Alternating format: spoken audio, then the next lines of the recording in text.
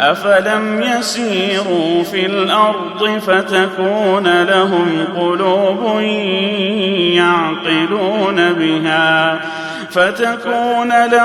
قلوب يعقلون بها أو آذان يسمعون بها فإنها لا تعمى الأبصار ولكن تعمى القلوب التي في الصدور.